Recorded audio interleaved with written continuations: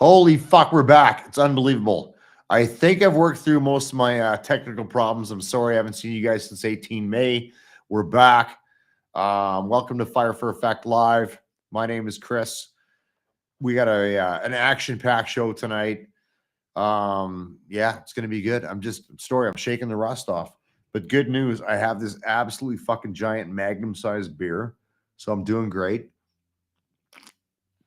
Oh, we have actual listeners here. Let's see who's on. Who's on? Cal's on. Danielle's on. Thanks for jumping in. I apologize to you guys. It's been a fucking while. I actually have a guest tonight. Not just the Olive Drab hooligans. I actually have somebody who knows what the fuck he's talking about. Jen's on. Positive Mike is on. Horrible beer, I know. Well, Mike, I don't know. I'm out of beer. Just saying. Maybe I should cut you as a sponsor. No, seriously, me and Mike worked out a deal. Is coming by next week. Thanks for jumping on. A lot to talk about tonight. But before we get into that, let's cover a couple. I'll do the main sponsors fucking last. So welcome to Fire for Effect Live. My name is Chris. Joined with me later on is Morgan Warren, Bryce Hooper, and then I'll introduce my extra special guest. I'll save it for later. Hang on, I'm running my own board. I am going to get a producer. Fire for Effect Live and Fire for Effect is brought to you by and hosted by DeanBlundell.com. You can find my pod on DeanBlundell.com and a whole shit ton of other podcasts that are extraordinary. Watch them. It's a great medium to watch your pods on. Canada's largest digital source for news, sports, media, and podcasts. Go to DeanBlundell.com. You can also get cool fucking swag there. I got coffee cups, hoodies. I've got ball hats on there.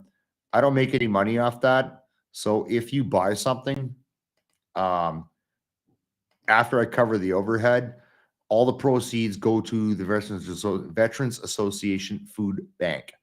That's where the money goes. So check it out. Go to DeanBlundell.com. Click on the fucking little 3 lines that now represent a drop-down menu. Scroll down. You'll find merch. Click on podcast, blah, blah, blah, blah, blah, and you'll see what we have to offer there. And like I said before, all the money earned off of that, I see $0 off of that. The money goes to the Veterans Association Food Bank. So please check it out when you have time. I'm going to try to run the board. I'm going to bring the boys in. Let's bring him in. There he is, Mr. Bryce Hooper. There he is, Mr. Morgan Warren, the Olive Drab Hooligans. What's going on, boys? It's been a minute. Yeah, it has been. Absolutely. Again, I apologized if you guys were in the green room, if you want to call it that, waiting. I had this job that wasn't going well. And then I had a bunch of fucking internet problems, as you guys remember the last time we were on. But we haven't been on since 18 May, man. It's like 3 weeks or almost a month. So I feel like we owe everybody a bit of a show here. And luckily, we have somebody smarter than us. So thank God. We're going to bring him in. That being said, Chris, to get somebody on the show smarter than us is like no feather in your hat. Yeah, right. You just like walk outside and be. I know, man. I know some mobile. It's a fucking stretch, man. You could hang out in Walmart and like pick every 5th guy. Yeah, and they're fucking smarter than still we smarter than us. Yeah, yeah. So anyway, our guest, who's he's very well versed and educated. My dogs are barking, but they'll be fine. Very well versed and educated in the topic that I want to tackle tonight. He is a combat engineer. He's a major, so he's an officer. He's actually the first officer we've had or will have on this pod. Why is that? I don't know, because he's one of a handful, if I was part of the war amps, of officers that I got some time for. He started his career in the Navy. He was a diver. He was at Swiss Air, the Swiss Air disaster off of Peggy's Cove. Peggy's Cove. So he was there. He is an explosive ordnance disposal dude. He's an airborne dude. He's a diver dude. And he's a cool motherfucker. And he's a counter ID guy. So that's really why I like him. Please welcome to the show, Major He's retired almost as cool as a Barry. sniper. There One he of the is. courses I never really got except shooting packages. Hey, how's it going, everyone? All right, Jay, welcome to the show, man. Thank you for coming on. I really appreciate it. Yeah, we obviously have a sensitive topic to discuss tonight. But before we get into that, I have an update from a friend of mine in the Ukraine. So for those of you that tuned in a few weeks ago, this is where I'm supposed to magnify myself. My friend Marcel Schur, who's an ex-Canadian Forces member I've known for 32 years, 1990. Yeah, that's correct. He's over there running search and rescue operations. They came home, they went back, and part of CIRO, Canadian International Organization for a Rescue Organization. So they're there right now. And he sent me a picture today. And if you're an Army guy, this will might mean something to you. So if you think the Russians are not attacking civilian targets in residential neighborhoods, I want you to take a close look at this picture. This is taken this morning. This is not some bullshit I pulled off the internet.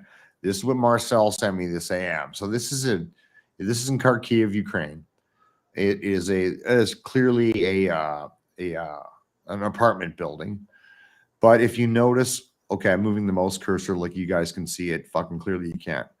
Look at that dotted line that runs diagonally down the top middle of your screen where the blast pattern is down to the left.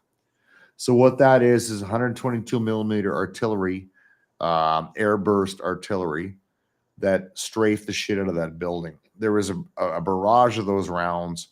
He's going to send me more pictures of a BM-21 MLRS missile stuck in the side of some guy's house, his interpreter's house.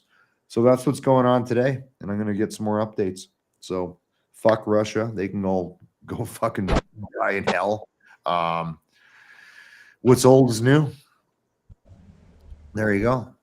So look at that. So you could see the trajectory of that round coming in, and it would have probably airbursted around 30 to 60 meters, depending on how it was set. And you can see what it did to that building.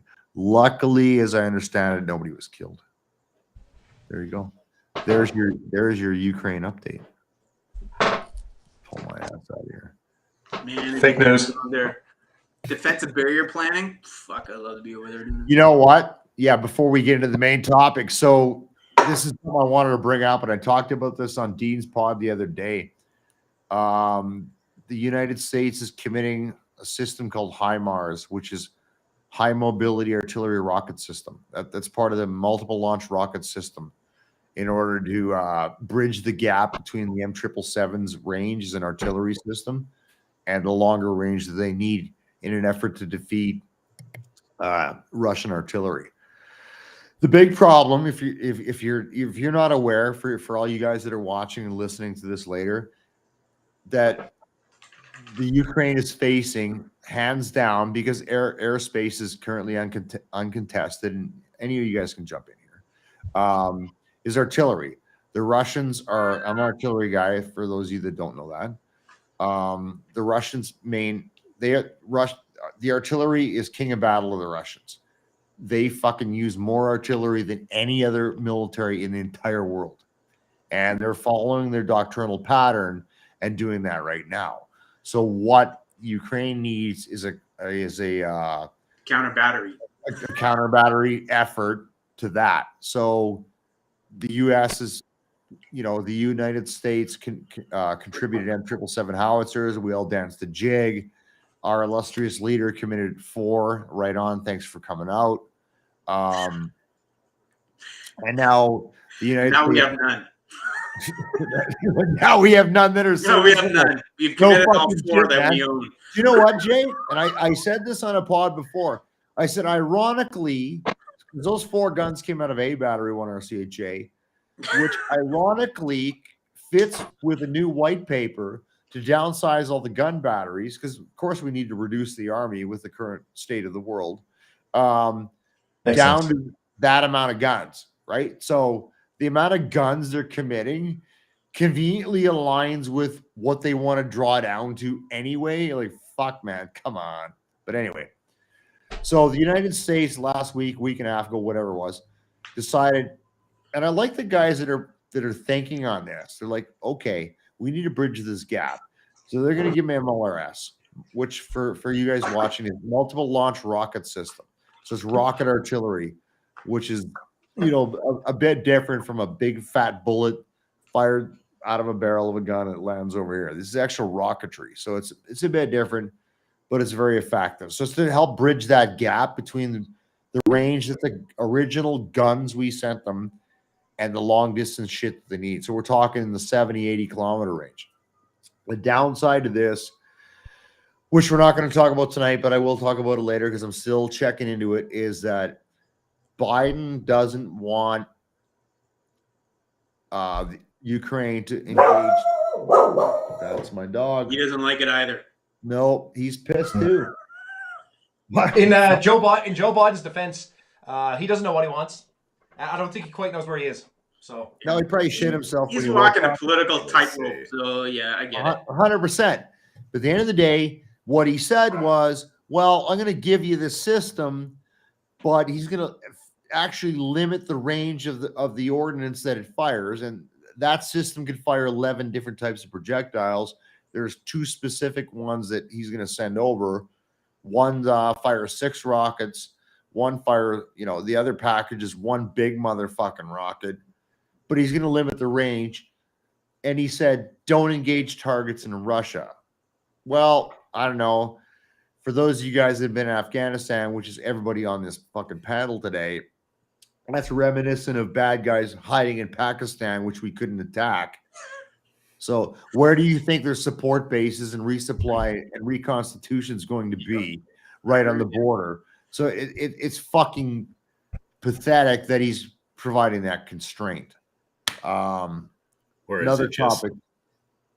reining them in? It's just reining them in. It's just not allowing them to actually counterattack at that point and basically tell anybody who wants to fuck with them again to not.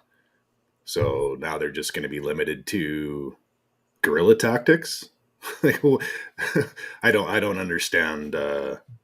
Well, it'll be something like that be it'll limited? be effective against Russian artillery positions. So everybody understands what an MLRS does. It's not going to kill tanks. They have different It's an area systems. effect weapon. It's it's anti-personnel, anti-material. It drops submunitions. The M74 grenade, which is a tungsten thing about the size of a baseball, which basically fucks up soft skin stuff, and that'll be very effective against It's a enemy mini shape artillery. charge. Yeah. Yeah, I love going and cleaning them up when they're done. Well, see, fuck, man, I was gonna bring that up. They got to go do it. You want to be on that fucking range sweep? Because I don't. It'll be a fucking shit show. There'll be fucking UXO everywhere. Yeah, But and I get why Biden says don't attack targets in Russia with the shit that we give you. Like, I'm all for, like, we should be taking the fight to them. But you can put rounds down range in Russia. It's a rude awakening for them. Like, hey, we're taking the fight on your ground. But, you know, Biden's just trying to say, hey, the shit that we gave them is now attacking Russia, and that doesn't help the tensions between them. Like, some other country that doesn't give a shit, like Israel or Sweden, or someone gives them that capability, that's not going to come with those caveats. Because I know the Ukraine is also looking to buy, was it the Iron Dome system from Israel? Because that's a great system for, you know, counter mortar, counter everything. So we'll see what they get.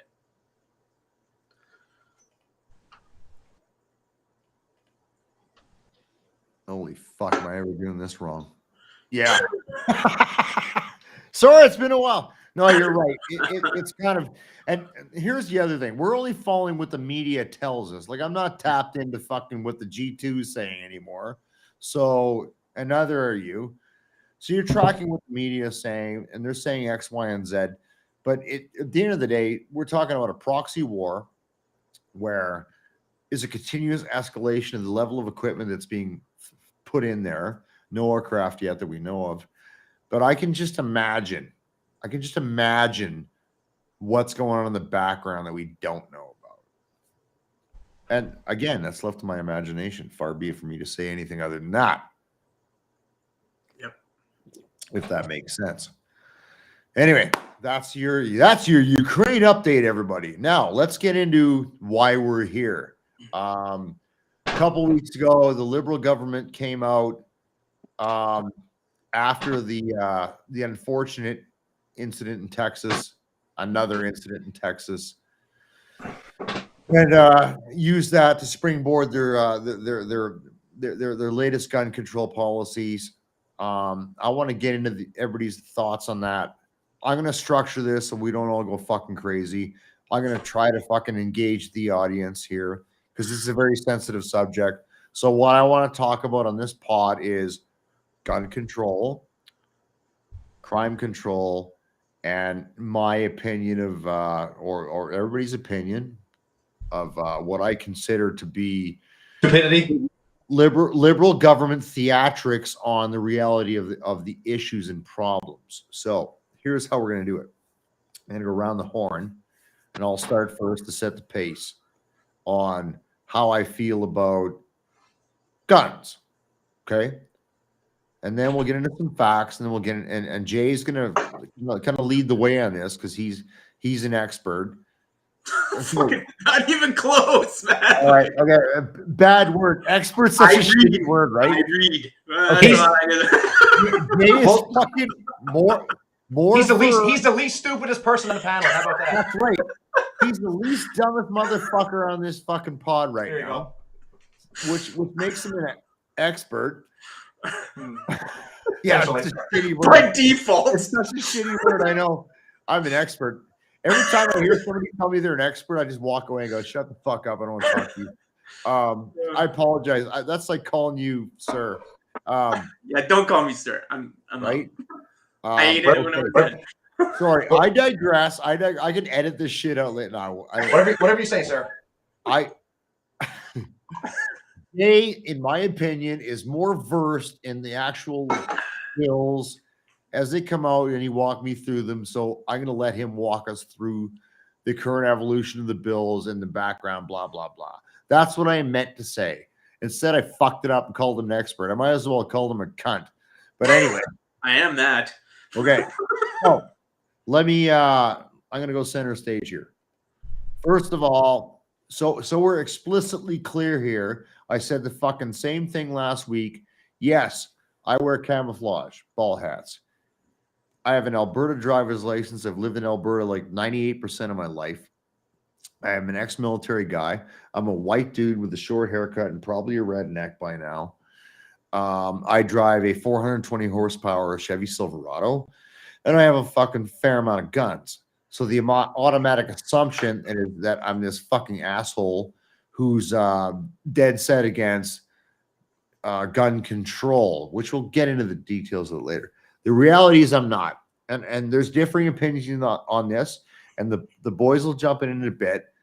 I do not believe that every fuckhead should own an AR-15. I don't believe that. I honestly don't.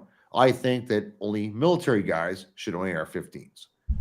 I got my AR-15 when I was still in the military because it helped me enhance my skill set, much like the RCMP, much like the military, who does a shoot to live program unless you're in high readiness. Basically, what that means is, in layman terms, you get to go to the range once a year, shoot your 250 rounds on your level 1, 2, 3 program, and you're done.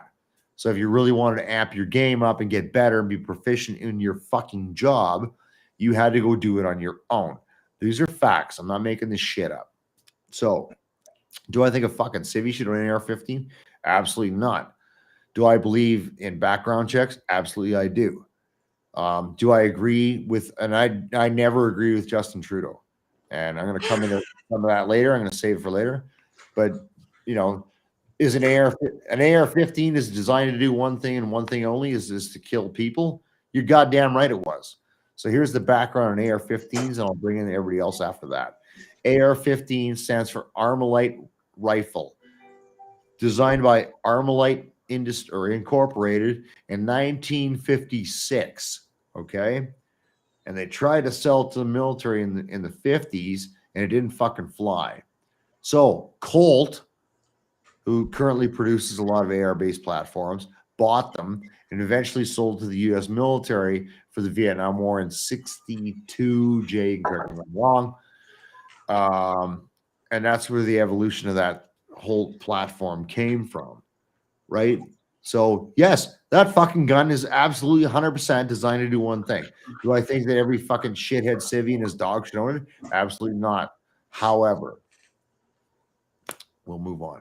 So that's my position on the AR ban, but we're going to get into the whole pistol thing and all that shit later. So do I believe in gun control? Yes. If it managed properly versus the model in the United States, which we'll dive into later, yes, I do. So that's fucking me. So let's go from left to right. Bryce, you're up. Yeah, definitely right. No. I voted conservative most of my life, and recently have not. I have not voted for the Liberal Party by any means. I still believe that there should be some responsibility, some gun control. I don't believe there should be outright bans, because at that point, there's a video circulating of Justin Trudeau in 2010 saying, "Don't let anybody take away your guns because it'll be the start of something else." He has said it himself. And now that he's in place several years later, he's starting to ban shit, even on stuff that is in southern Texas. It should be definitely looked at from a different perspective. Whereas how many school shootings or how many incidents in that manner have there been across Canada, let alone the pretend RCMP guy that caused a ruckus in. Yeah, I'm gonna dive into that shit later because I got some numbers. But yeah. But yeah, it's one of those where I definitely believe in it. I don't believe in complete bans. I'll leave it at that. Well, I instinctively want to go to Morgan, but because I'm going left to right, I'm going to go to Jay because I feel like he's centric. I hope the fuck I'm not wrong.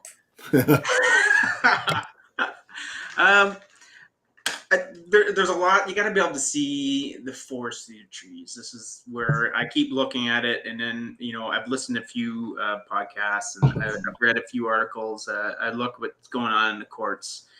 Understand the difference between the law and regulation. And one of the things that is probably a common theme, you just hit it in the head. Trudeau once said, don't let them take your guns. It's going to be a start of a slippery slope, essentially. What's he saying today? We're going to take your guns. Politicians don't care. It's not about the guns. Right now, it's a wedge issue that's really successful. So it's all about maintaining power. Look at the last election. You look at, for the politics, the Conservative Party, O'Toole probably was the one person that was really upfront about his gun policy before the general election. And then what happened during the election? Waiver, got called out on it.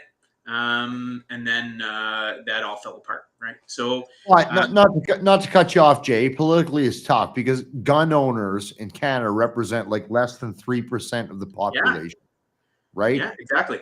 And you know what the one of the points of that is that gun owners are the only ones who care about guns. So it's not a driving issue. If we were actually, had some other issue where we can rally around and get more people around it, that's not that. I ask people. I think Dan from Caliber Magazine, I think his analogy was, do you care about opioids? Do you care about the opioid crisis across Canada? The answer is no. Most people don't care about guns either. So it's not really driving. They're more worried about, can I afford my house? Can I afford my groceries? Can I afford fuel now? Like that's what they care about. They're not going to rally behind something that, doesn't come across, doesn't have a great narrative to rally behind. And you just came out of COVID, they just don't care anymore, right? They care about, the little world that's around them. Yeah, so if you look at it, you look at it from a political point of view, look at Charest. I think Charest said, I'm going to revisit legislation. Oh, I'm not revisiting legislation now. I'm going to revisit the regulations. The OIC part, that's regulations. The law comes out and then you have a regulation that says how you're going to apply this, right? So everything that the registrar does is basically regulation. OIC, they can write that into regulation, right? So that's part of the way it works.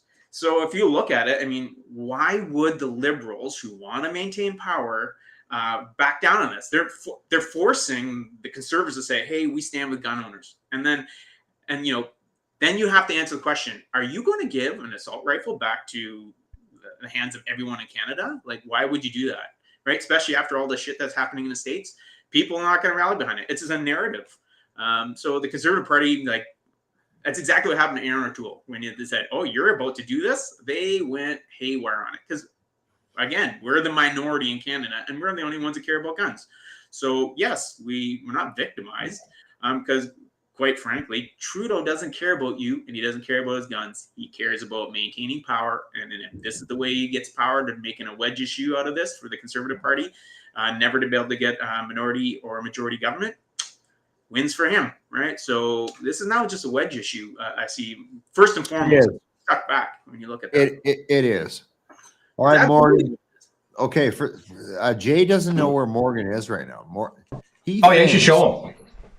It looks pretty. He doesn't know. Okay, Jay. So you look at that dope background, all this fucking badass sniper shit and all that background. But here's the reality. Cool. Here's the reality of where the fuck he is.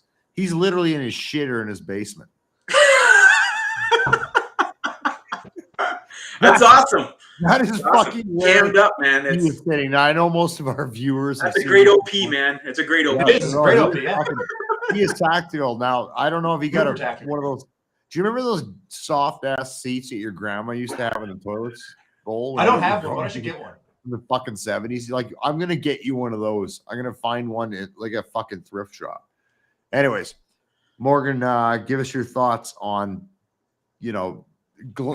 generically gun control. We will dive into dive into the statistics and shit later on. Yeah, I mean, straight up, I think it's absolute fucking bullshit. The way they're going about it is absolutely useless. Like, you can't legislate anybody into fucking morality. And then it's kind of funny. You started out left or right. I don't know how I became like the person with the most faith in humanity. Because you said, I don't think that civilians should have AR-15s. I absolutely goddamn well think they should have AR-15s. That's why you're on the right. I know plenty of army guys, plenty of soldiers, sweet baby Jesus. I don't want them anywhere near I don't want them near a fucking Red Rider BB gun. 100%. They fucking suck. And I know plenty of civilian shooters that are lights out, some of the best I've ever seen, whether that's with a pistol, whether it's with an AR, or even. Well, I was trying to instill faith in the fucking viewership of our military. I know there's fuckies out there who should not be allowed to fucking chew gum and drive at the same time, but you brought it up. Yeah, but what I'm saying is that much like driving a car, in order to get a driver's license, you learn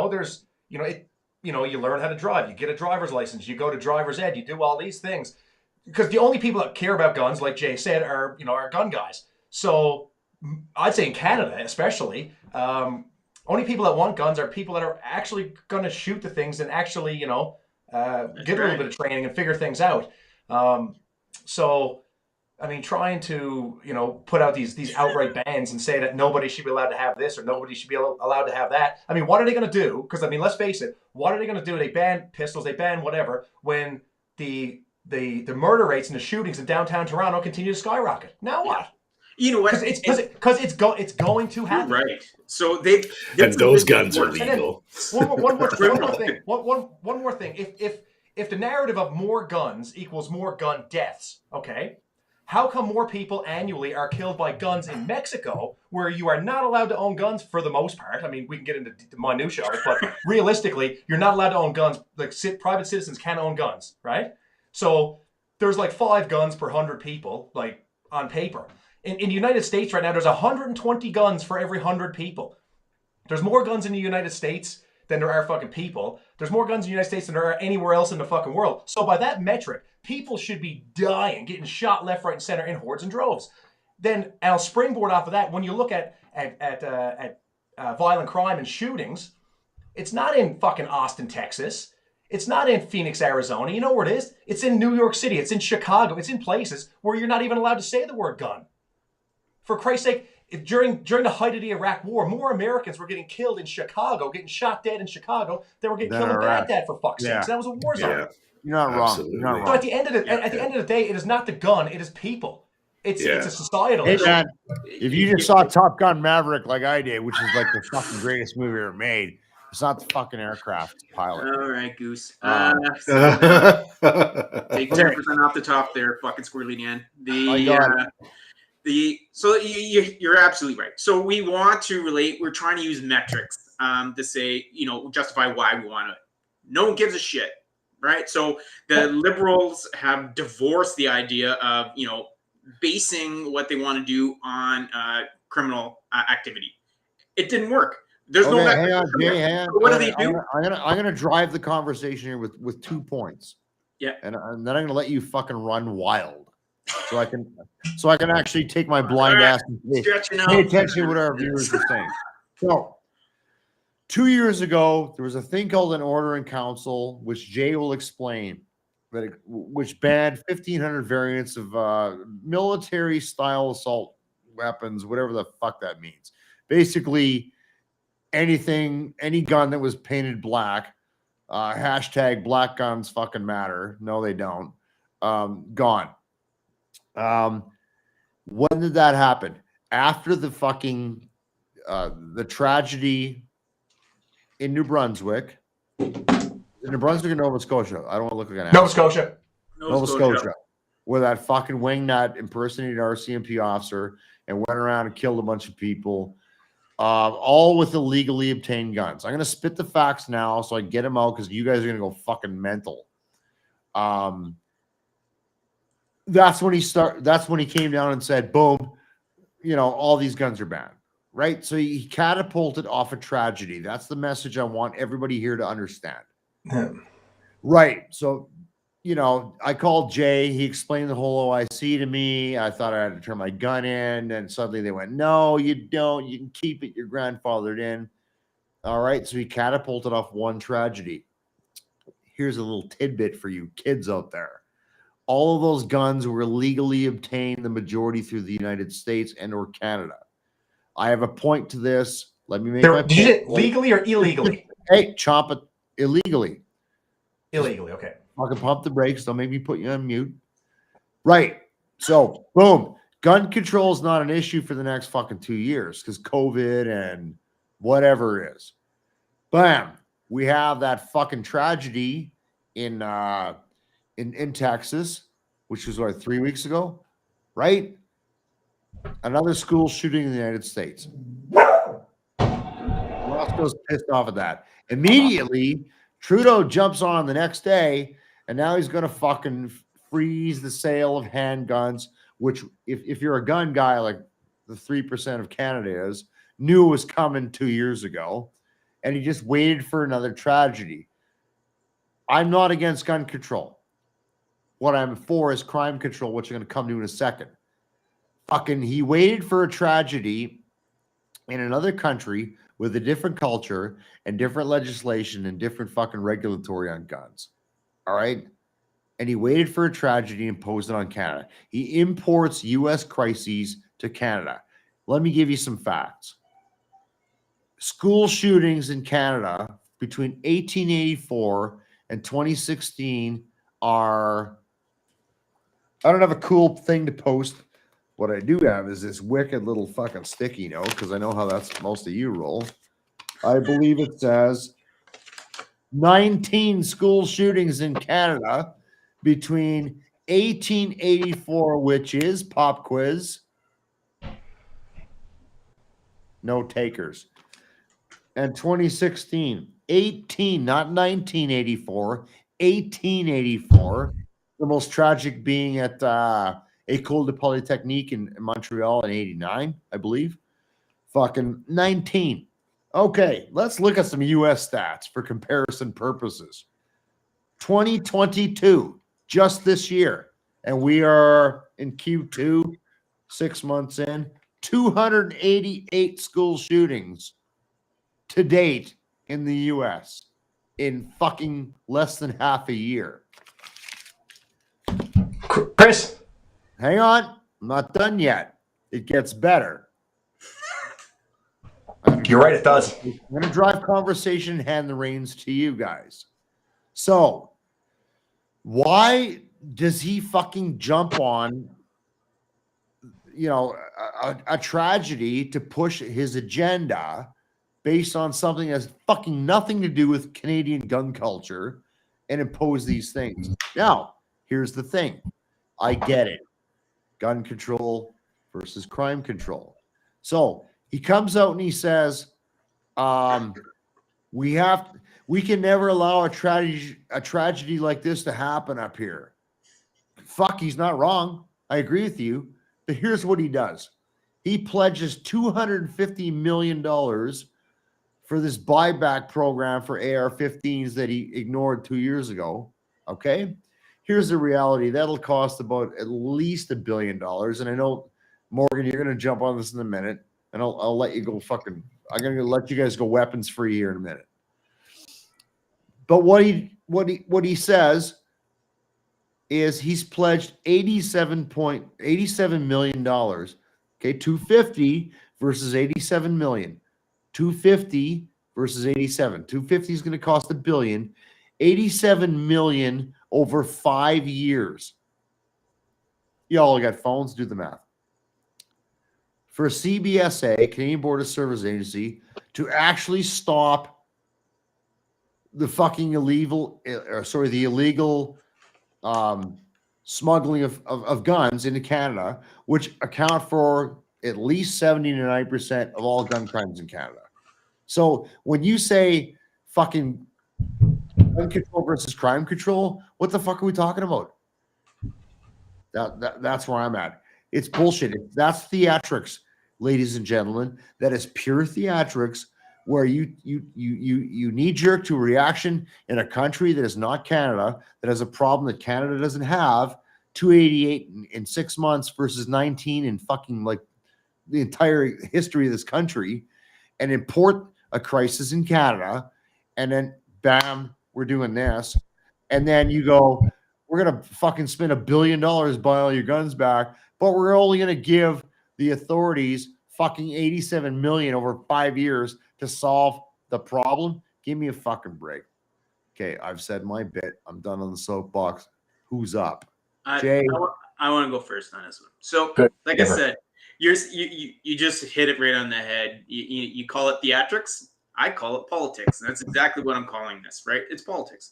So Liberal Party has always said theatrics. It's all political. Like, so they've divorced. They used to drive this gun control thing. You know, liberal agenda was always, get rid of guns. That's been on their platform for like ages. So they finally realized that they don't have reliable metrics to say, hey, man, what we're trying to do is going to reduce crime. And everyone was against it. So they're like, Trump is showing us. You don't have to show why. You have to say, it just has to fit a narrative. So they said, hey, man, you know what? Stop trying to prove that it doesn't affect crime, because frankly, we all know that, we show, a lot of people have shown the politics and the metrics of it and said, hey, man, that doesn't make any sense, what you're saying. It doesn't matter. Trump is showing it doesn't have to make sense. It has to fit a narrative that most people can get behind or just understand, because, 3/4 of the country doesn't have a gun. So, they're just placating them. So look at it from a political point of view for me. It's a wedge issue, right? The conservatives are on the wrong side of trying to answer that question right off the bat for 3/4 of the Canadians, 3/4 of people who live in Canada. So I agree with that. Right there, it's a political issue, right? Throw that away. They've divorced the policy from crime control and gun control. They're not together anymore. They only bring it together when they want to tell a story about, we're doing this because of this, but we're not going to tell you how it really affects it, because we don't have the numbers to show that this is really true. Just don't worry about that. We're just going to tell a story and we're going to end with it. 3/4 of you don't give a fuck anyway. You're going to read the headlines and move on. So this is what's going on in the background now, right? So you feel like it's smoke and mirrors. So it's just look at the forest through the trees is all I'm asking you to do. So now you know that the criminal thing that we keep fighting for, no one gives a fuck about. They don't. They are trying to maintain power, right? Conservatives are doing the exact same thing. Like, hey, man, I'm all for like backing you up. We need we'll try to make sure we save your guns. Yeah, you want me to vote for you. I get it. You want power. Like, it has nothing to do with me or the guns. It's all about them maintaining power. That's what the end goal is going on here. So when you break it down, like this whole gun buyback thing, wait, they're not done. They've already said that they're going to put more things on that OIC, right? You know where they're going to do that? At the next election, because they're going to keep driving this bus to maintain power, right? And once it becomes law, kiss goodbye, because there is no way a conservative government, even the majority, is going to be able to bring that back, because no one has the appetite to it. Because the only people who care. No. Once that's fucking done, that is done. So Morgan, you and me were talking the other day the breakdown of costs, and give us your thoughts on. You may mention a bunch of fucking shit that was extremely relevant to what's really relevant to the Canadian taxpayers. Yeah, I think I said the other day, like the original long gun registry that started, with the Liberals in the late 90s. The original cost of that they projected was $2 million. By the time the Conservatives shut it down, I think it was in 2012. It had just passed $2 billion, and it had accomplished nothing. Right? I mean, it's it really didn't. I mean, even today, I think the chief of police for Winnipeg was on TV saying like this handgun ban is going to do absolutely nothing. You're targeting the wrong people. It'll do less than nothing. All it's going to do is make taxpayers pay for something that's a waste of time. They don't care. They don't care. So, but here's something interesting though. Like I said the other day, Chris. So the OIC happened in May of 2020, right? Yeah. And we had this amnesty until May 2022, and then May 2022 rolled around. Like we're going to do a buyback, we're going to do this, we're going to do that, and what happened? Sweet fuck all. So what they do? They kick the can down the road. They're like, this amnesty is going to continue till October 2023, right? And here the funny part about it all is that what's probably going to happen? Absolutely fucking nothing. I mean, they're going to say, you can't take it out of your house. You can't do this, which proves my point. The fact that like us in this panel, we're not the problem, because so they're like, you can't take your guns out of your house. I'm like, fair enough. I'm a law-abiding citizen. I'm not going to take my guns out of my house. But what all of this 3% of the population that owns guns, like what's stopping any of us from going fucking ballistic and going on a fucking rampage? Well, nothing. It's the fact that we're good people. That's it. There's no, like, if any legal gun owner decided, you know what, I just lost my mind and I'm going on a fucking rampage, there's not a goddamn thing anybody can do about it. No, absolutely, dude. So like you said, like the politicking and the theatrics of it all is kind of fucking foolish. Like, so, I mean, they're gonna, based on that $2 million gun registry, like in the 90s to which ballooned to $2 billion. I mean, if we look at, okay. The cost of the buyback. People think, okay, well, guns are worth X. So, that's going to total out to like $250 million. What happened if tomorrow every one of us that own AR-15s or pistols walk the Edmonton Police Service, whatever North Division or whatever police station is closest to you, and said, here's my guns. Like the infrastructure that they're going to need. First of all, we need a place to drop these things off. Now we're going to need somebody to record all this information. Give me a receipt. They're going to need to store all these things now, and there's going to be a time frame. Okay, you've got from day one to day whatever to turn this shit in, which means they're going to need armed security there. Otherwise, every fucking gangster is going to be like, so what you're telling me is like in every major city, there's like 5 depots with shitloads of guns. And what are they going to have? Fucking some idiot there with a fucking mag light? That guy's going to get fucking rolled up, and now all those fucking guns are going to be on the street anyway. So, like, the best part about all of this is that the Liberals are so fucking colossally fucking stupid that they don't even know where to begin. They'll rant and they'll rave, and we're going to do this, and we're going to ban guns, and there's going to be buybacks, but they don't have idea number fucking one on how to execute fuck all. Absolutely. This is like being on a fucking basic fucking training fucking course and expecting some fucking no-hook private to fucking give orders and lead a fucking, a platoon attack. Like, it's never going to fucking happen. These idiots couldn't fucking do it if they wanted to. Like, so all of us are going to fucking sit here with our fucking guns until the fucking end of time. And then what's going to happen is that I'm going to fucking drop dead when I'm fucking 80 years old. And then they're going to forget about my fucking registered fucking guns. And then hopefully my fucking kids will fucking... I've got people calling me daily. And actually me and Jay were talking about the other day. It's like, okay, what pistol are you going to go out and grab before, October when you can't? 1911 Ruger GP100 and a Beretta M9. It's a beautiful gun. Oh shit! Here we go. I did not see that right wheel coming. Now we're going to tell you what are you going to go get. Just because. You have to have Glock. You're gonna have a Glock, so right? he can appreciate Fuck your other that. guns. No, listen, boys. All you little Glock bitches can go pound sand. You need a fucking Springfield Armory XD, whatever. Nah, nobody needs a fucking pistol. Shout outs in the chat. That's all. Nobody needs a pistol, man. Come on now. So one more thing. So a friend of mine, which we all know, I'm not going to mention his name on here, in the 80s, prior to like the prohibited status in Calgary, he bought himself a Colt Python. Was it Python? No, it was a King Cobra, 4-inch barrel. That was Because a now fucking anything shorter 357 than Magnum. was that? Yeah, it's Colt Python was the 357.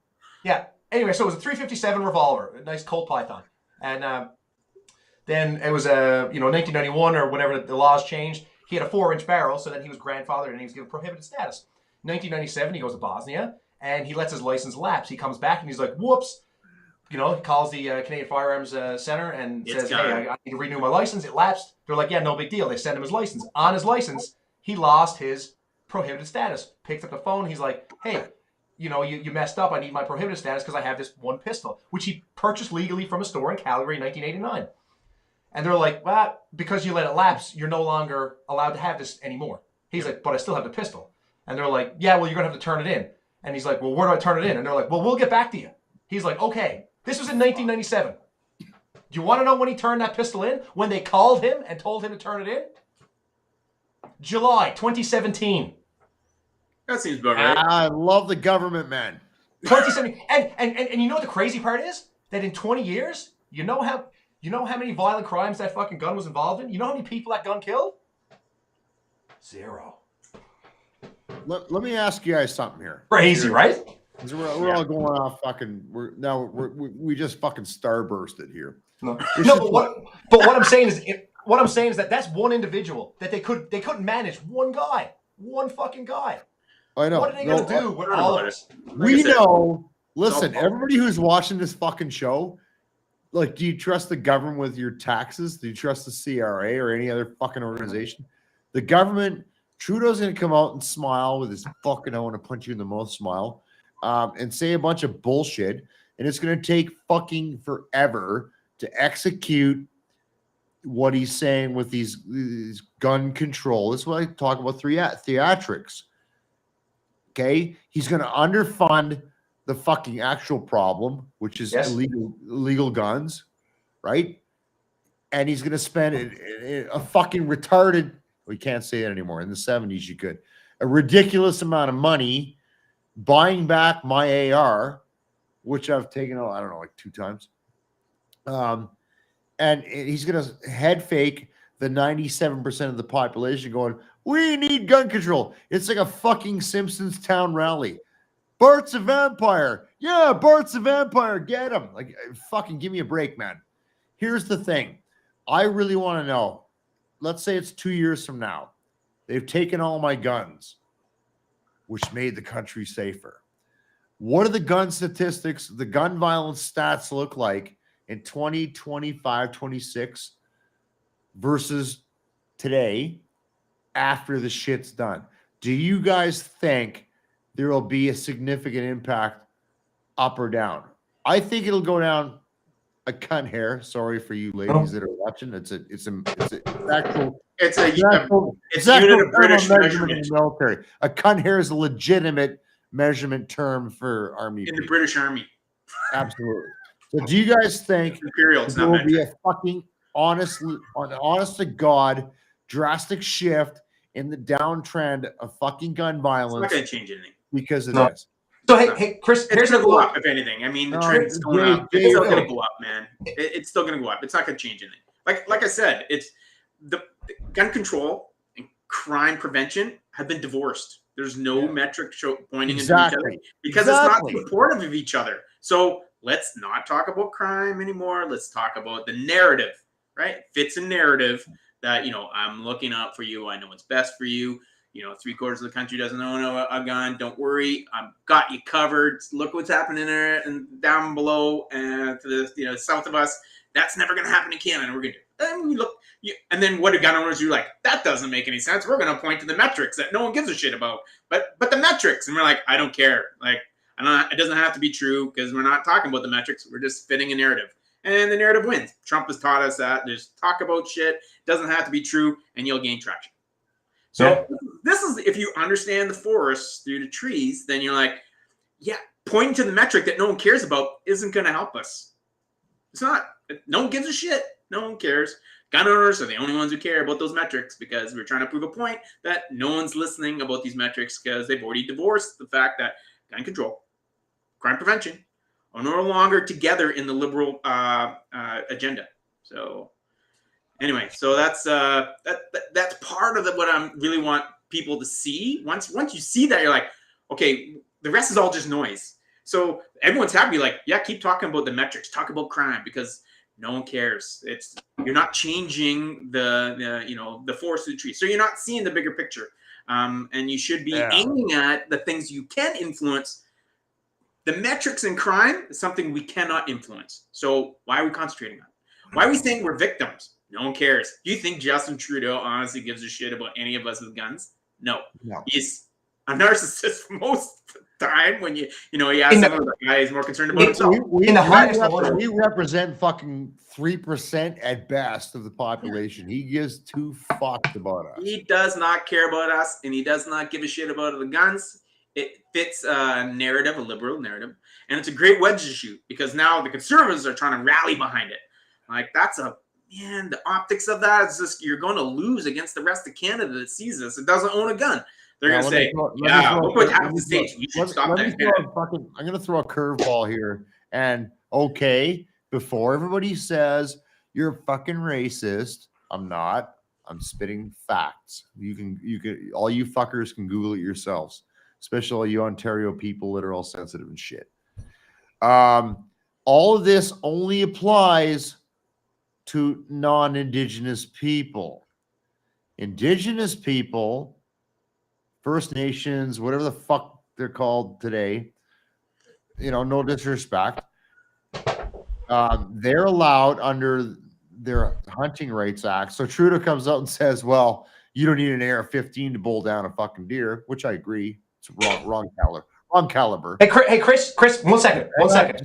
Let me finish, man. Okay. They are allowed to retain all of the fucking weapons that have been banned. AR-15, BMG 50 cal, you name it. The Indigenous population of Canada can keep it under their constitutional rights for hunting, even though these are not hunting systems. I have a fucking problem with that. Morgan, go. No, all I was going to say, he's like, the man is so fucking colossally fucking stupid and fucking narcissistic. And he knows nothing about fucking anything that's going on in this fucking country because he's... anyway, let's not get into that. But he's like, he goes, nobody needs an AR-15 to, like, take down a deer. And I'd be like, you're right. Because from a legal standpoint, you're not allowed to. The only place you're allowed to use restricted firearms are on an approved range. So even if I want... And could I... Now, from if we're talking about fucking physics and biology, could I fucking kill a deer with an AR-15? Absolutely, I could. Well, you could. Because I'm a law-abiding citizen. I cannot do that because I'm not legally allowed to. So you're saying OIC? So the OIC happened to look at a lot more rifles than just the AR platform. I was just one of them, right? It went after it. So in the OIC, I thought there was going to be a time limit on how long this clause would last. And it also affected other calibers and other ones that, people relied on for a living. So I think they wrote that caveat in there. If you actually read the OIC, it really speaks to not ARs. It covers ARs, but you're right. I mean, there's a technical piece that you can take an AR and shoot a deer anyway. Why would you? And in the end, that the OIC, and if you look at the regulations, how they apply the laws, right? So regulation is how they apply laws, and then you got the legislation, which is the law, right? The actual wording of the act, and then you have the regulation, the acts, which tells you how to apply it, and the bureaucracy behind it. So the OIC is on the regulation side of this. So if you look at the patchwork of legislation, though, it's a patchwork. Every time we another bill, this one's no longer allowed. This one is allowed. We're going to grandfather this. It's a patchwork. And if you were really serious about gun control, You'd reform that whole thing. You say, okay, this is patchwork. This makes no sense. What's the difference between this semi-automatic that's dressed in military furniture and this one that has nice wood furniture when they shoot the same speed, as fast as you can pull a trigger, right? Essentially. So what's the difference between the two? So that's the difference. That's why I go back to the fact that if it's black and ugly, that's right. So if it's black and military.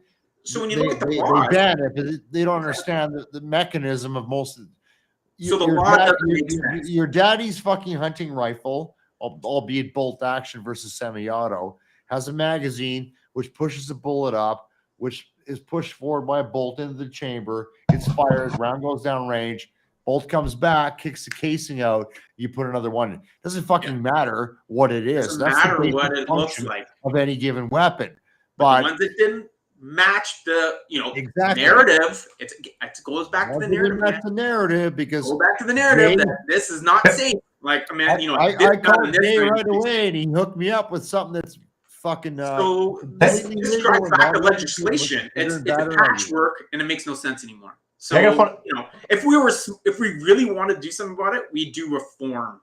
We'd reform the gun laws so they make sense. It's based on actual facts about what ARs are. So the OIC regulatory legislation, right? So it basically said in the OIC is like we're not really changing the law, we're changing the classification, how we regulate weapons. And then under the OIC, a lot of these ones are just by stroke the classification. It's now revoked. It's now prohibited, right? Stroke of a pen regulations, right? Didn't require going in the house, didn't require any readings because it was a stroke of a pen. So if you look at it from that perspective, they could do it to anything. Like, so why does the law doesn't support it? Because it was a regulation where they just said, okay, we're going to change the wording of this. These things are now prohibited. The law still applies.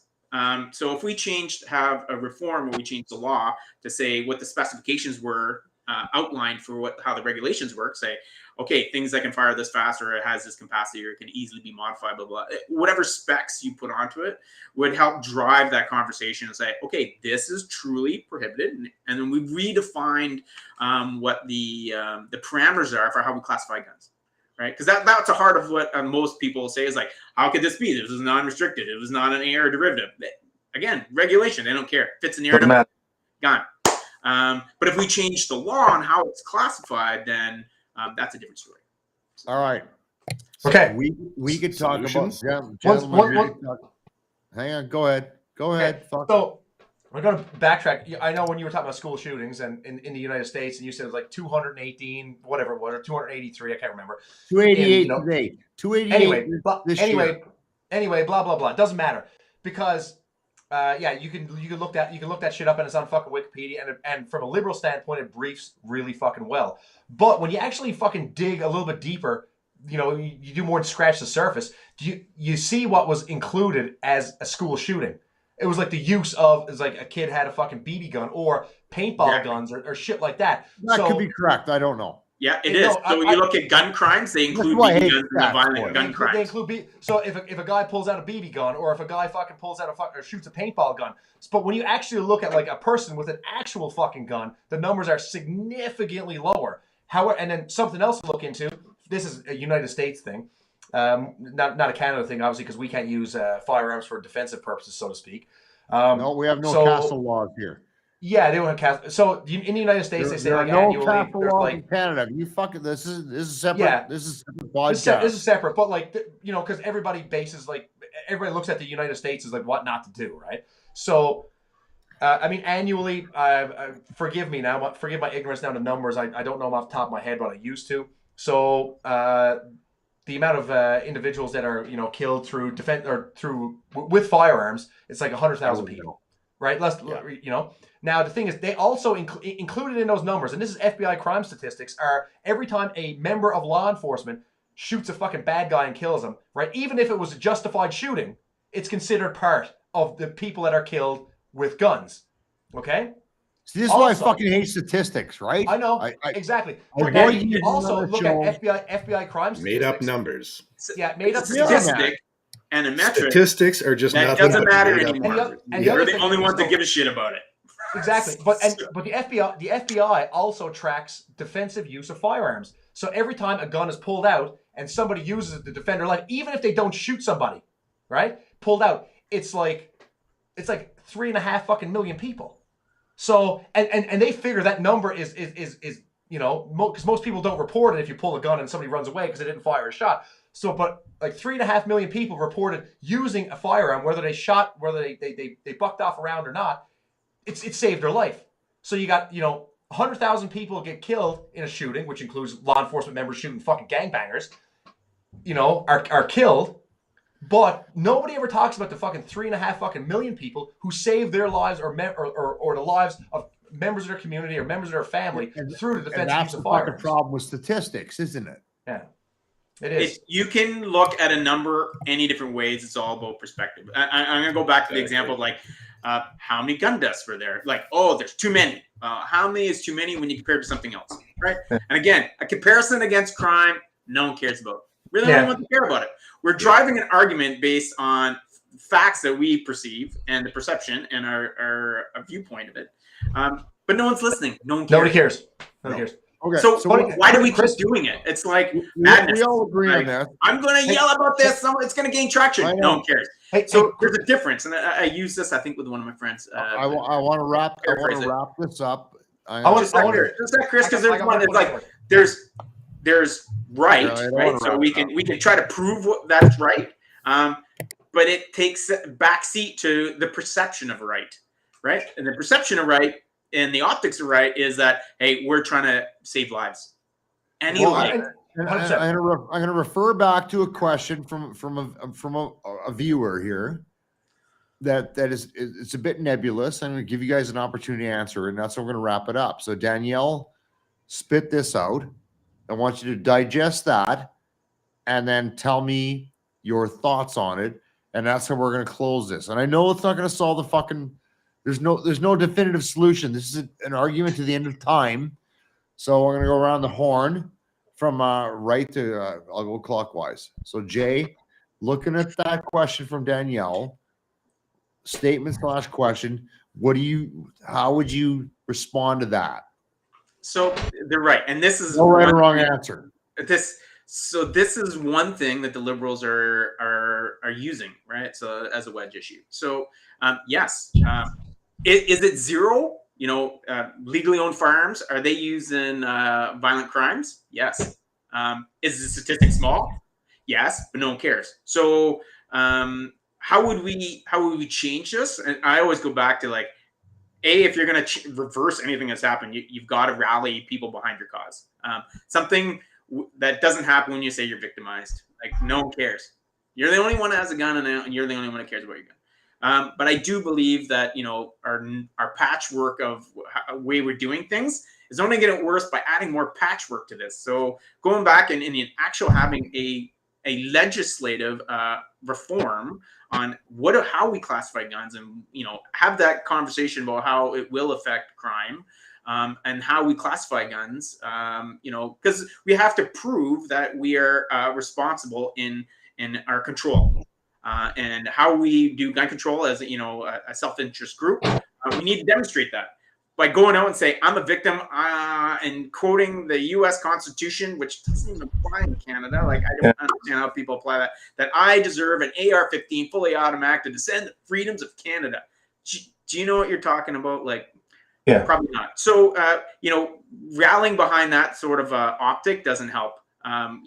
Getting behind being a responsible group, which that narrative is already out there. Like we are law-abiding gun owners. We don't condone crime. We think crime is committing crime with your gun. There should be tougher laws for people that do that, right? And then how do we reclassify weapons so it makes sense? Because right now it makes 0 sense. So we're trying to take a law that makes 0 sense, and the legislation, the regulations that are trying to keep up with something that doesn't make sense. How are we possibly going to win that argument without saying, you know what, I think we should go back and revisit this whole thing. As a responsible gun owner, I would like to see this revisited.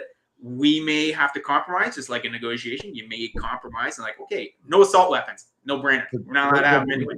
But We're that's not it. allowed to have these other things, but we will keep these, and show that we're responsible as a group. Yeah, it's a 3% problem to them. They don't give a fuck. So They don't give a fuck. I hate to say it, but that's the way it is. I would like to circle back to JT's comment too at one point in time when you got finished going around. Let's go back. Okay, well, we're up. Where the hell was that? It's at the top right there. So everyone loves using statistics. Oh, it didn't work there. No one cares. Again, statistics. No one cares. It's the fact that we're using statistics and we're trying to justify why we should be able to keep our guns. It was divorced in the liberal policy. So they, crime control, gun control were linked together. They're no longer linked. It's all about the optics. It's all about telling a narrative. It's all about retaining power. So that's one thing. We're going to keep our guns. That's a weird one. The first one I want to say, stop poking the Liberal Party in the eye like Justin Trudeau is the best gun salesman. Thank you for making. I'm like, why would you do that? Why would you try to provoke someone to, do something else with an OIC? Just let us have this little win. I know we want to, the perception we want to win, but we got to stop poking the bear. Like, okay, let's organize. Let's do this. Let's get this thing done. Buy whatever pistols you want, take whatever pistols you want. Like, why would you just say like you're the best guy ever, a salesman? Like, well, that doesn't fit in the narrative. So then you look at the regulation. So are they going to buy back all the guns other than that were in the OIC, other than ARs? I doubt it. So they're going to buy back ARs. So what are they going to do with the rest of them? Do we have to hand those in, or are they just going to say you can now? They're prohibited. You grandfather a license, or are you going to be able to keep I get a transport license for them? So it's not about, yes, we may keep our guns. We may not take them anywhere. So this is the other way to regulate. I think that the pistol thing is a scare tactic to park it till they deal with the ARs. So what can they do with pistols? So they could do the exact same fucking thing, man. 100%. If you think they're not going to ban pistols, you're living in a dream world. It's going to be legislated. It's going to be gone. So what do you do? That's a lot of money to buy back pistols now, right? Because I think there's more pistols than there are ARs. So they're not going to buy it back because it's not possible. It's too much money. People are not going to rally around this dollar value, right? So what are they going to do with it? So what they usually do, and they've done in the past, is they say, okay, it's prohibited. We may grandfather you a license bill to continue to hold on to it. So you're allowed to hold on to it. And you're like, okay, we may allow you to continue taking to a range, but you have to ask permission every time you want to take it to a range. So the transport piece becomes the hinge pin that undoes everything that they want to do. So they're like, okay, you ask permission, you can take it to the range, but every time you want to take it to the range, you got to ask permission because it's not just a blanket that you can take it wherever you want anymore. And then eventually they're like, you know what? We're not going to issue transports anymore. And then guess what? It's a safe queen. They've essentially confiscated the gun because you're not allowed to take it anywhere, and it sits in a safe, and they didn't have to buy it back. Yeah, that might happen. No, that will happen. They have done that in the past. That's exactly how that prohibited that we were talking about earlier. That 4-inch, the 357 that you were talking about. Like that's exactly what happened in the past. It just got grandfathered. You got a grandfathered prohib, and you're allowed to have the license, and then eventually they said you can't transport it anymore. You got to keep it safe. And then you're stuck with it. And it just says. But if you give it to someone when you die after you're safe, I mean, you can't go to jail because you're dead. So. Exactly. Yeah, well, okay. I mean, okay. Most people don't understand how they apply the regulations to make sure that I don't need to buy it back. I'll just make sure you can never use it again. Can I wrap this up? Yeah. Because we have to wrap this up. Can we agree that? No, we can't. We can't agree. This is all political. If you look at it, fucking no. Come on, I want to talk. One more, Chris. Okay, you talk. I'm gonna go on a fucking piss, man, because I'm bursting here. Okay, we'll talk. Okay. So, back to the question. Like I said, solutions or whatever. Like I said, it's a little bit ridiculous to put these extra laws, extra rules for law-abiding citizens. more people in Canada are killed annually by fucking drunk drivers. So it's the equivalent to saying like, well, we're going to get rid of fucking alcohol because that's the reason why people drink and drive. You're playing logic to a problem that doesn't have logic. Exactly. And it's right? apples to oranges too. Yeah. So they don't care. Trump showed us logic doesn't apply. Logic, and you're right. And actually, one thing I will say is that Jay, everything that you have said tonight, I agree with 100%. Oh my God, that's a win. You're right. Because you're right. You're like we've got exactly we've got what politicking and logic, and it's completely divorced. That's right. So and they've already separated. Like, the question is, the good question is like, what do we do that we can influence? Now that we know the game, how do we influence the game to our favor? Safety. Even that is the $1 million question right there. Yeah, even if even if we forget about like gun violence for a minute and we look at like just violent crimes and like bad people doing bad things to good people. If you look at the population of London, England, and the population of New York City, right, which is a fucking Democrat fucking state, and they're not really allowed to own guns, but you can fucking transport them in and blah blah blah. But the rate of violent crime in London and New York is fucking dead even. The thing is that in New York City, well, okay, there's more firearm, violent crime, but in London, England, you're looking at like fucking whether they're using battery acid or knives or fucking whatever. So violent crime is violent crime and murder is murder. So you can't make murder more fucking illegal. It's absolutely fucking ridiculous. Right? I just had the best piss of my life, and you guys are still fucking talking. 1 second, hey Chris, I got a funny story. I got a funny story. Bad people always find new ways to do bad things, even if you ban them. Bingo. Yeah. That's my And fucking at the same point. time, it That's is my not. point. I Was don't think the 250 million, which will CBSA. turn into $1 billion on the buyback program versus 87 million to CBSA, who I don't like it. Chris, do you guys know who Clint Smith is? Hey? Does anybody know who Clint Smith is? No, but go on. So Clint Smith, he was a U.S. Marine, infantry Marine in Vietnam. Then in the 80s, he actually started a company called Thunder Ranch, and he would train people in I believe it was like Texas, Arizona, well, anybody that was willing to come to him to do everything from shotguns, pistols, rifles, whatever type of whether it was defensive training, long range training, anything, right? And This guy's an American dude. American dude, absolutely fucking hilarious. He tells a story, and I'm going to relay the story because it's fabulous. So he's running a defensive pistol class, and he's in Texas, and this like Cadillac Escalade shows up, and this woman gets out, and she is, she's got her big giant hair and her diamond rings, and her bouffant hairdo, and she's looking very Texas, very awesome, but on the back of her truck, there's like Save the Whales and fucking gun control and all this fucking stupid shit. And he looks and he's like, he goes, I'm not here to judge. I'm here to train. I'm here to train people. So he looks at this woman and he says, like, I see your truck and I see your stickers. He's like, why are you here? Why did you come to me? And she tells a story. She's like, I was at the big mall in Austin, Texas, and I came out, I was shopping, and I got jumped by 2 or 3 guys, and they fucking beat the shit out of me, and they stole all my shit, and I had to have like 7 reconstructive surgeries on my face, as soon as I healed, the first thing that came to my mind is like, I should probably learn to use a gun in a defensive manner.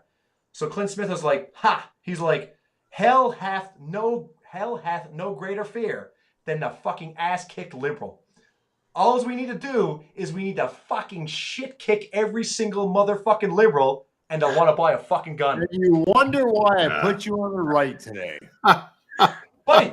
So I will agree with training. I think the training standards that we have currently are, if we want to maintain, as a professional organization, self-regulating sport, we need to agree that, hey, we need better training.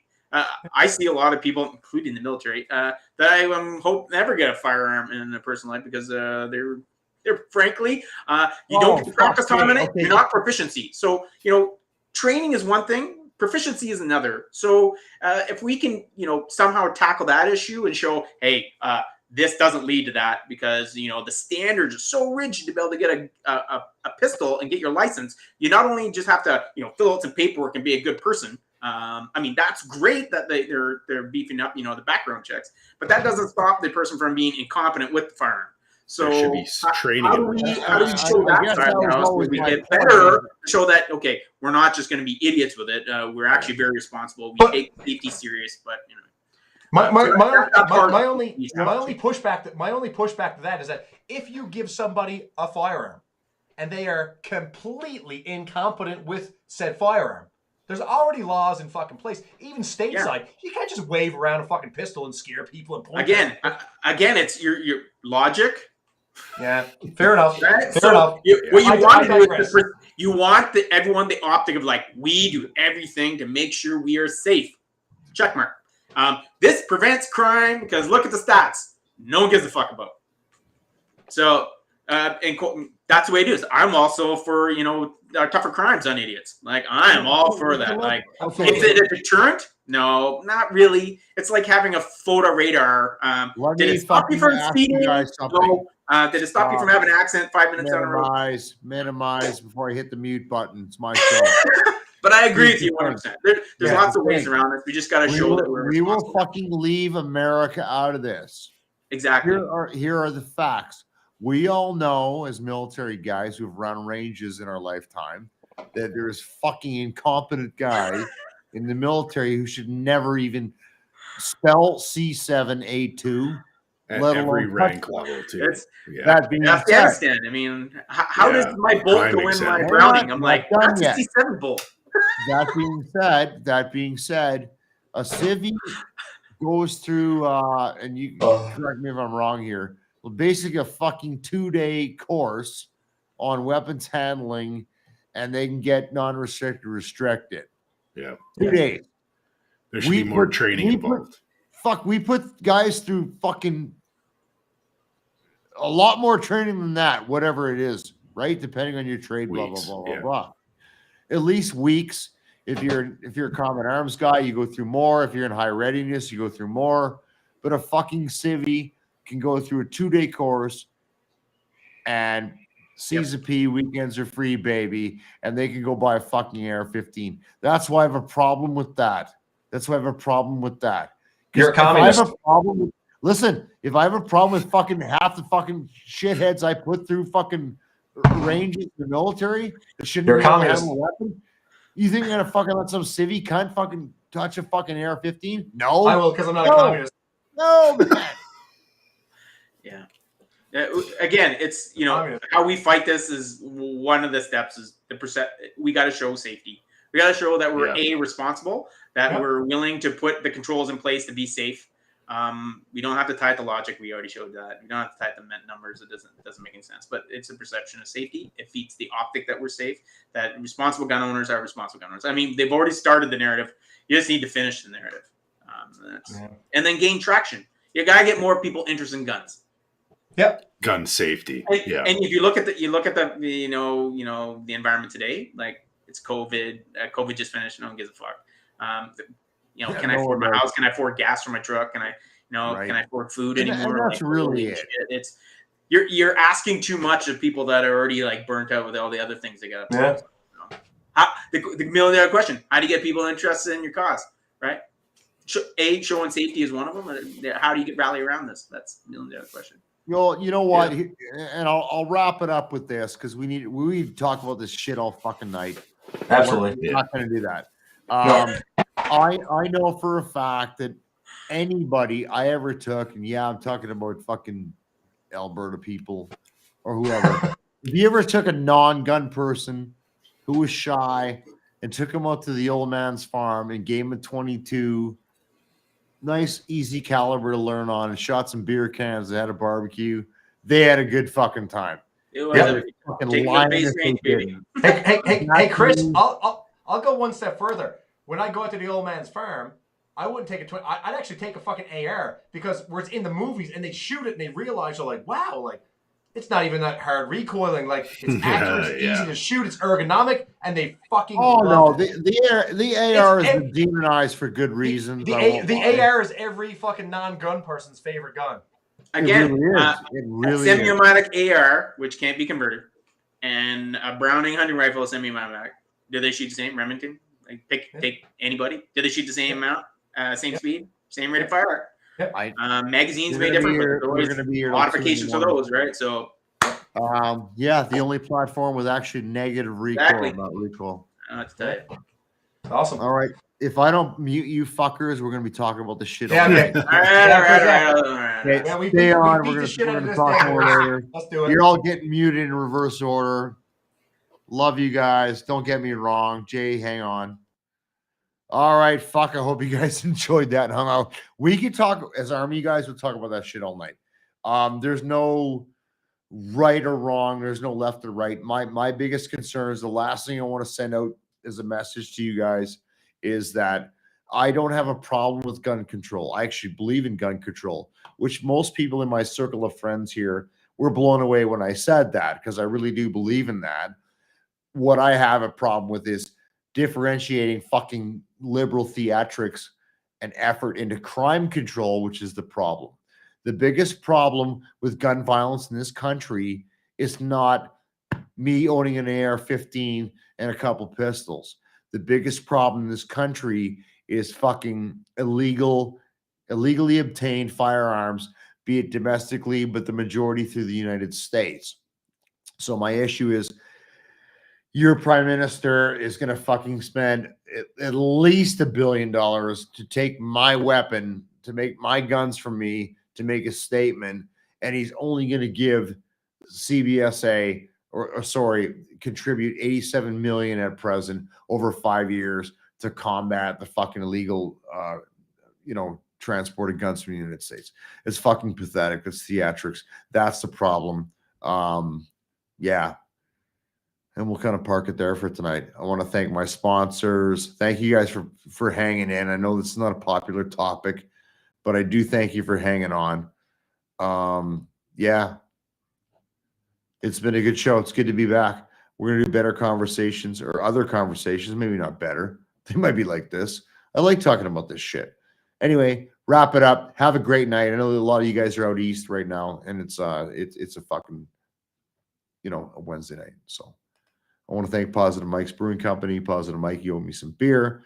I want to thank my main man, Mr. Hooper. If you needed some alternative to your personal fucking issues outside of conventional medicine, check out Mr. Hooper Inker. And lastly, I want to thank my main man, Jeff None. Oh, and by the way, Lakeside Farmstead, he cut a fucking it's a 9.5 pound Brontosaurus steak. I'm going to repost it later. That I'm going to do for a barbecue. If you need to feed 20 people, he cut like a Flintstone-sized steak. So check it out, Lakeside Farmstead. And last but not least, my host, my sponsor, my boss, DeanBlundell.com. Check out DeanBlundell.com for your source for sports, news, and alternative news and podcasts. DeanBlundell.com. Find all your podcasts there. All right. It's been a good time. Let's wrap this shit up. Thank you guys for joining me. And